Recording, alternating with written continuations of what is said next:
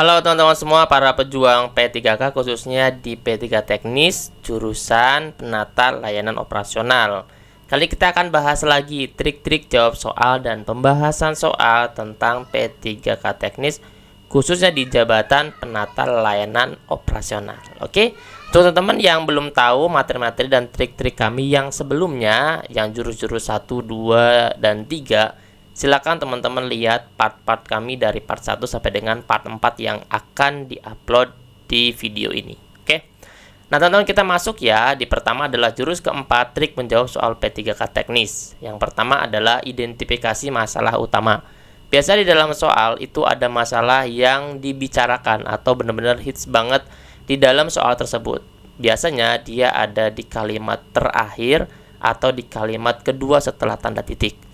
Nah, di sini teman-teman perhatikan bahwa masalah utama dalam soal biasanya itu tentang penundaan yang terjadi karena proses persetujuan yang memakan waktu yang terlalu lama. Nah, ini menjadi poin kunci yang harus dicari solusinya. Jadi kalau misalkan identifikasi masalah-masalah di dalam soal bisa terjadi pada saat kita dihadapkan pada pemecahan masalah ya. Kerja misalkan di suatu penata layanan operasional di kantor X atau di instansi X, itu bisa terjadi dimanapun, di jurusan manapun yang kita dilamar adalah jabatan penata layanan operasional. Jadi teman-teman harus paham, dengan S1 apapun, kalau teman-teman melamar di jabatan penata layanan operasional, itu tetap soalnya tentang penata jabatan operasional. Itu tidak mempengaruhi S1 untuk jurusan apapun. Yang penting teman-teman S1-nya masuk di penata layanan operasional seperti itu ya. Nah, kemudian yang kedua adalah hindari solusi yang menunda masalah. Solusi yang mengulur waktu tidak menyelesaikan masalah dari akarnya, justru berpotensi menambah masalah di masa depan.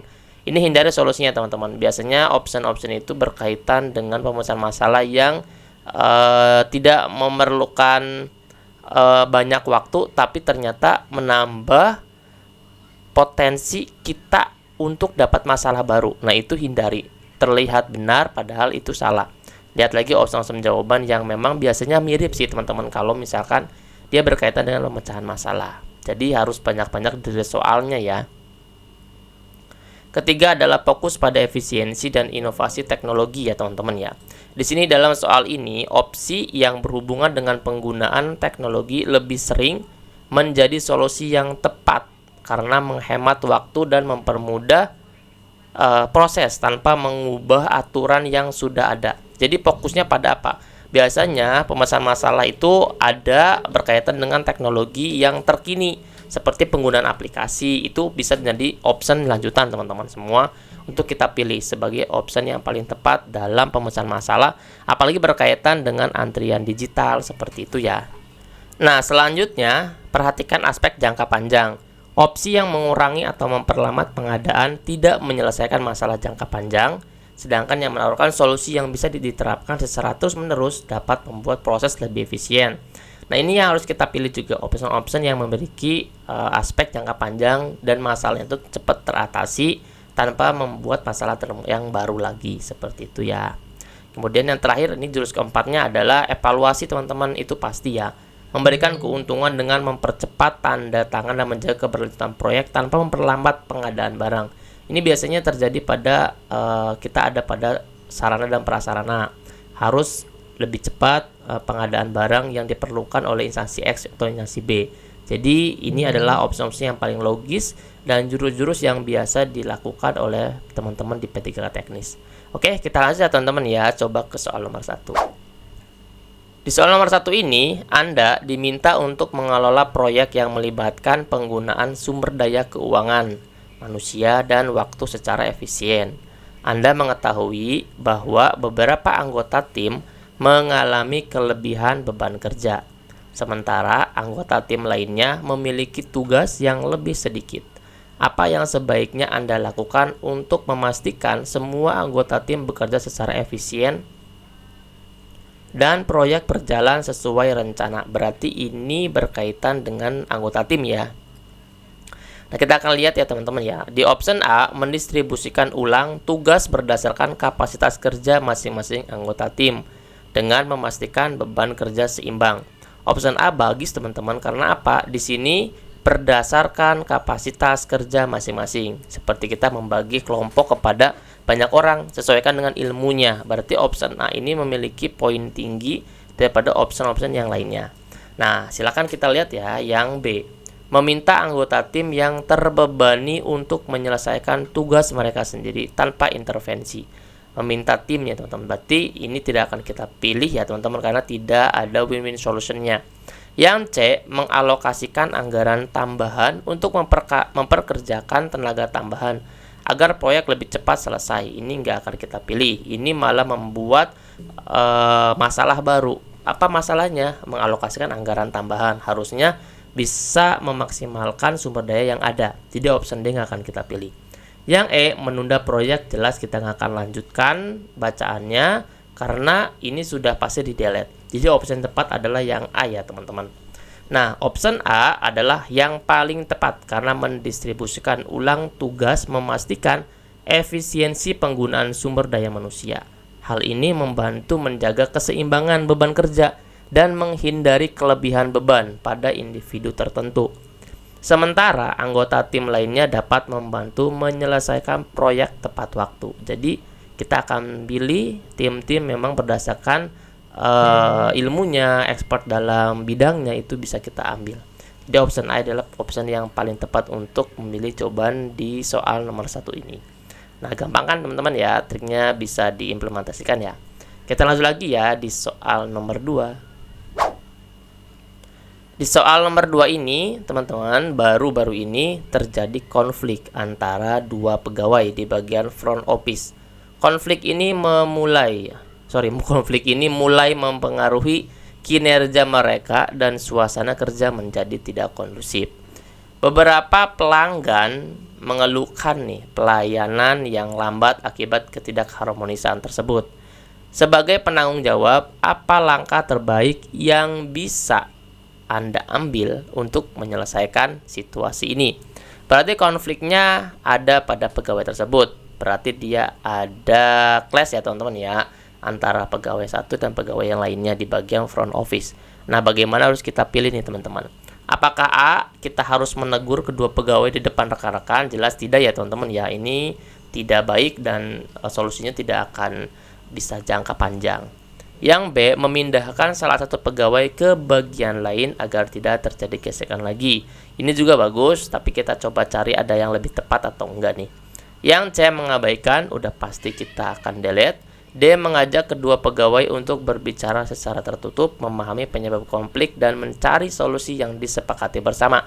Good, yang D itu adalah solusi yang paling tepat.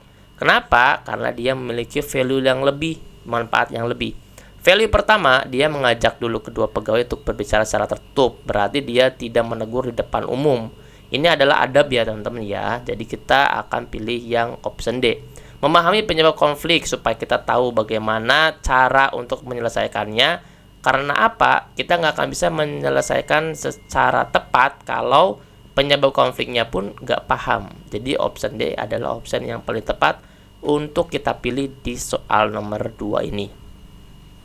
Option D adalah yang paling tepat karena menyelesaikan konflik secara konstruktif melalui komunikasi yang terbuka dan mencari solusi yang adil. Dengan mendengarkan kedua belah pihak secara tertutup, Anda dapat memahami masalah yang sebenarnya dan menciptakan suasana kerja yang lebih harmonis tanpa membuat pegawai merasa dipermalukan. Nah kan tadi kan yang akan menegur di depan rekan kerja yang lainnya ya, itu malah mempermalukan mereka dan tidak akan menyelesaikan konflik. Justru malah akan ada konflik lanjutan. Nah, pendekatan di option D ini menjaga hubungan baik antar pegawai dan memperbaiki kinerja tim. Oke, jadi opsi yang paling tepat adalah option D. Nah, kita lanjut lagi teman-teman di soal nomor 3 ya. Di soal nomor 3 ini teman-teman terlihat ya, dalam sebuah proyek besar ditemukan kesalahan input data yang menyebabkan hasil laporan tidak akurat. Kesalahan tersebut terjadi karena kurangnya pengecekan berlapis di bagian administrasi sebelum data diserahkan ke bagian pengolahan. Jika kesalahan ini terjadi, segera diperbaiki. Proyek bisa terhambat dan target tidak tercapai tepat waktu. Apa yang harus dilakukan nih untuk memperbaiki situasi ini? Apakah A, menyelesaikan laporan secepat mungkin tanpa memperbaiki data. Jelas ini tidak akan kita pilih. Menyelesaikan laporan cepat itu bagus, tapi tanpa memperbaiki data itu tidak bagus. Jadi option A akan kita pilih. Nah, ini option langsung kita coret ya. Kemudian yang B, menghentikan sementara pengolahan data dan menginstruksikan pengecekan ulang oleh tim administrasi untuk memastikan akurasi sebelum melanjutkan. Yang C, melakukan perubahan di bagian pengolahan data agar bisa menyesuaikan dengan data yang salah. Yang D, membiarkan proses berjalan dan berharap masalah ini bisa diselesaikan di tahap akhir proyek. Ini kalau pembiaran nggak akan kita pilih ya, berarti kita mempunyai option B dan option C. Yang E, mengabaikan, udah jelas kita nggak akan pilih. Nah, sisa yang B dan C nih teman-teman, apakah kita hanya melakukan perubahan di bagian pengolahan data agar bisa menyesuaikan dengan data yang salah, atau B, menghentikan dulu, kemudian menginstruksikan pengecekan ulang. Nah, yang paling tepat adalah yang B. Kita hentikan dulu sementara pengolahan datanya dan menginstruksikan pengecekan ulang oleh data expertnya, oleh tim administrasinya untuk memastikan akurasi sebelum melanjutkan. Option B ini adalah opsi yang paling tepat nih teman-teman. Karena apa? Langkah ini menekankan pentingnya akurasi data dalam proyek besar. Dengan menghentikan sementara pengolahan dan melakukan pengecekan ulang, kita nih dapat memastikan bahwa data yang digunakan itu akurat sebelum melanjutkan proses yang lebih jauh lagi. Ini akan mencegah terjadinya masalah yang besar di kemudian hari. Jadi optionnya adalah option B di soal nomor 3 ini. Seperti itu ya. Kita lanjut lagi nih di soal nomor 4. Sebuah instansi pelayanan publik memiliki staf yang bekerja dalam beberapa shift untuk melayani masyarakat. Namun akhir-akhir ini beberapa staf mengeluhkan bahwa jadwal shift mereka tidak merata, dengan sebagian besar staf bekerja di jam-jam sibuk dan lainnya mendapatkan jadwal lebih longgar. Nah, hal ini mempengaruhi motivasi kerja dan kualitas layanan. Apa solusi terbaik untuk menangani masalah ini? Nah, masalahnya apa nih teman-teman? Di sini kita lihat ya, di instansi pelayanan publik, entah itu kecamatan, entah itu desa, entah itu dimanapun itu, ternyata itu adalah pelayanan publik. Ada staf yang bekerja dalam beberapa shift untuk melayani masyarakat. Namun, staf tersebut mengeluhkan teman-teman karena jadwalnya itu tidak merata dengan jadwal yang lainnya. Ada jadwal yang sibuk, ada jadwal yang longgar. Nah, ini tuh mempengaruhi banget si staf ini tuh terhadap motivasi kerjanya, merasa dia tidak adil diperlakukan di dalam instansi tersebut. Nah, solusinya apa nih teman-teman? Apakah mengabaikan keluhan staf? Jelas kita tidak akan kita pilih ya, yang A. Yang B, menambah staf di jam-jam sibuk. Jelas itu bukan, karena bukan masalah kurang stafnya, tapi pembagian jadwalnya yang kurang adil dan kurang merata. Yang C, memberikan kompensasi lebih bagi staf yang bertugas di jam sibuk untuk meningkatkan motivasi mereka. Good, itu dikasih uang, tapi sepertinya kalau saya lihat di soalnya itu bukan masalah uangnya, tapi karena jadwalnya. Jadi kita cari yang option berkaitan dengan jadwal. Yang D, meninjau ulang jadwal shift dan mendiskusikannya dengan staf agar lebih adil sambil mempertimbangkan volume kerja di setiap jam. Itu good banget teman-teman. Yang D ini menjadi solusi yang paling tepat daripada yang C. Daripada hanya memberikan uang saja, tapi lebih baik meninjau ulang jadwal shiftnya dan mendiskusikan dengan staf agar lebih adil lagi. Yang E, mengurangi layanan di jam-jam sibuk, jelas nggak akan kita pilih karena itu akan mengurangi pelayanan kita terhadap masyarakat. Jadi option D adalah option yang paling tinggi, memiliki nilai paling tinggi daripada option C dan option yang lainnya. Seperti itu ya. Nah, kita lihat nih pembahasannya. Option D adalah yang paling tepat karena langkah ini melibatkan evaluasi ulang terhadap jadwal kerja dengan mempertimbangkan keluhan si staf ini dan kebutuhan layanannya. Dengan berdiskusi bersama staf, pembagian kerja bisa dibuat lebih merata dan adil, sehingga dapat meningkatkan kepuasan kerja tanpa harus menambah staf atau mengurangi layanannya. Apalagi harus dikurangi jam layanan, jelas itu akan kita pilih ya. Jadi opsi yang paling tepat adalah yang D, evaluasi jadwal shiftnya. Seperti itu ya. Nah, teman-teman banyak-banyak taklukkan soal-soal seperti ini supaya pemecahan masalah itu kita sudah peka. Teman-teman juga bisa ikut pelatihannya ya di kelas P3K Teknis, WA aja di admin di 0877 23317506. Nanti kita akan beri soal setiap malam menggunakan sistem waktu langsung, dan ada pembahasan per soalnya, dan ada pembahasan kunci jawabannya, seperti itu ya. Nah, kita lanjut lagi nih teman-teman di soal nomor 5. Sebuah instansi sedang mengalami penundaan dalam proses pengadaan barang. Karena prosedur persetujuan yang memerlukan tanda tangan dari beberapa atasan di berbagai divisi, proses ini seringkali memakan waktu berminggu-minggu. Berarti ini masalahnya adalah di waktu karena ada tanda tangan ya. Sehingga menyebabkan penundaan dalam penyelesaian proyek. Beberapa divisi sudah mengeluhkan keterlambatan ini dan instansi mulai kehilangan kredibilitas di mata vendornya. Apa solusi terbaik untuk mempercepat proses pengadaan barang? Apakah A meminta setiap divisi untuk lebih sabar? Ini harus lebih sabar itu bukan solusi ya teman-teman ya. Ini hanya memberikan wejangan aja. Jadi nggak ada solusi yang harus kita ambil. Jadi option A nggak akan kita pilih. Yang B meminta vendor untuk memberikan barang terlebih dahulu meskipun proses pengadaan belum selesai. Nggak akan kita pakai itu, karena itu menyalahi aturan di instansinya. Yang C menerapkan sistem persetujuan elektronik yang memungkinkan proses tanda tangan dilakukan secara online dan lebih cepat. Good nih teman-teman. Ini benar-benar win-win solution di option C. Kenapa? Karena di sini dia membuat sebuah program yaitu tanda tangan digital supaya tidak harus langsung ketemu orangnya atau kepala divisinya. Jadi hari itu bisa selesai, jam itu bisa selesai karena dia sistemnya online. Semua sistem online pasti lebih cepat. Entah itu nanti divisinya ada di luar kota, tapi dia sudah ada program online, maka langsung bisa ditandatangani secara elektronik. Jadi optionnya adalah option C. Nggak ada lagi option yang lain yang bisa mengalahkan option C nih teman-teman. Nah, option C ini adalah paling tepat karena penerapan sistem persetujuan elektronik dapat mempercepat proses pengadaan secara signifikan.